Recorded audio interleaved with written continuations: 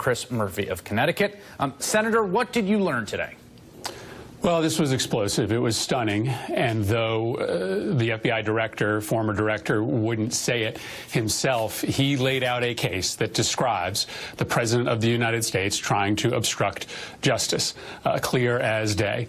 And his belief that he was fired because he was pursuing the truth with respect to the connection that the Trump campaign and possibly the president himself had with Russia is the most important piece of this story. And so the question now is what comes next for us. Clearly, there are still some unanswered questions. You might not have mentioned the fact that he did bring out the question of perhaps a third contact that the Attorney General had with the Russians, another reason for recusal. We've got to get to the bottom of that. And then, listen, I think there are going to be some real soul-searching about the conditions for impeachment. This alone may not bring that conversation to a head, but I think we have enough now to know that the president was absolutely trying to stop the FBI from getting to the truth on the Russia story. You think, from what you see today, that there's enough on the table that has been entered into evidence, as it were, to make a plausible case for obstruction, which you would consider a high crime or misdemeanor, is my sense.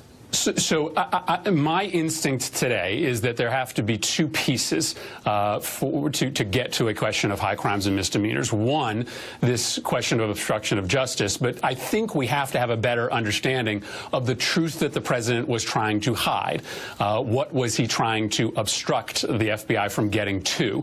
Now, I think we've got lots of pieces of that, right. But I do think we have to let the Mueller investigation move a little bit further to and the second piece of this. But the obstruction case seems to be as clear-cut as you can imagine, given Comey's testimony today. So I want to ask you about your judgment of the credibility of the witness today, under sworn testimony, James Comey. The president's lawyer, despite yesterday saying the written statement totally vindicated the president and not contesting any of its substantive claims, today claimed that Comey was not telling the truth under oath. And Comey also at one point implicated Loretta Lynch, the former attorney general, that's saying basically her handling of supervision of the Clinton matter, that she instructed me to use that words, made him uneasy. There's a statement from someone close to Loretta Lynch today, sort of saying the basic set of facts but with a different interpretation. I ask all this to say, do you trust James Comey ultimately? Well, listen, there's no question that many of us, myself included, have questioned James Comey's judgment, but I have not questioned James Comey's penchant to tell the truth. I don't think there's any history of James Comey not being able to tell the truth, not having a commitment to telling the truth. President Trump lies on almost a daily basis. He has a reputation for it, and it is growing.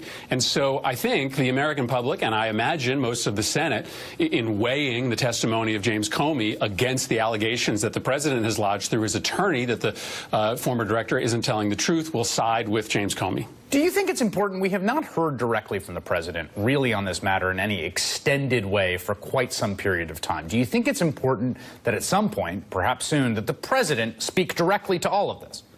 I think it's important for the president to speak to all of us. I think at some point it's probably important to get the president under oath. James Comey testified under oath today. I think it may be important, whether it be through the FBI investigation or through some intermediary to Congress, that the president testify to what happened and do so under oath. All right, Senator Chris Murphy of Connecticut.